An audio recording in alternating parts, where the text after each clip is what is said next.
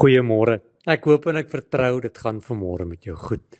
Toe ek vanmôre die huis se deur oopmaak en ek uitkom, dis dit koud. En toe ek so my asem uitblaas, toe maak dit so 'n wit rokerigheid hier voor my gesig. Jy weet waarvan ek praat. Wanneer dit regtig koud is, dan sien ons hierdie wasemrigheid so in die voorkant van ons gesig. Die wasem wat uit ons longe uitkom, maak so 'n rokerigheid. En toe ek dit vanmôre sien, toe herinner die Here my aan Genesis 2 vanaf vers 7. Hy sê, en toe die Here God die mens gevorm uit die stof van die aarde en in sy neus die asem van die lewe geblaas, so die mens 'n lewende wese geword. Jy is vanmôre uit stof uitgemaak, ja, nietig en jy gaan weer eendag sterf.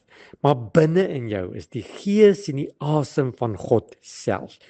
Wanneer jy vanmôre die huis verlaat en jy jou asem so uitblaas en dit so 'n rookwolkie voor jou maak, herinner jouself daaraan dat jy is nie net maar stof nie. Nee, God se gees en God se asem is binne in jou. Jy is vanmôre meer as net stof. God het sy eie asem in jou ingeblaas. Dit beteken dat ons die gawe van hom het om te kan lewe, om te kan bestaan en meer as dit, dat ek en jy 'n doel het.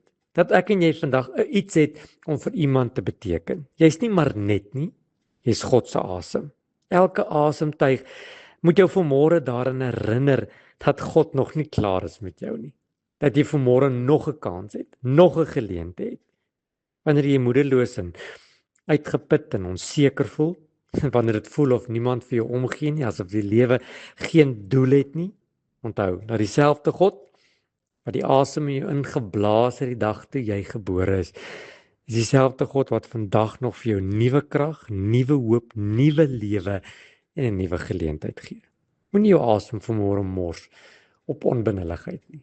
Gebruik dit tot eer en verheerliking van God. Dat alles wat asem het, sê die Bybel, die Here loof. Die asem van God bring vanmôre lewe daar waar dood is, hoop daar waar wanhoop is en vrede daar waar vrees is. Daarom hoef jy nie volgens jou eie krag te leef nie. Ja, jy's magtig vandag, maar jy's nie almagtig nie. Jy het God vanmôre nodig. Dis nie deur krag of deur geweld nie, maar deur die gees en die asem wat God binne in jou ingeblaas het.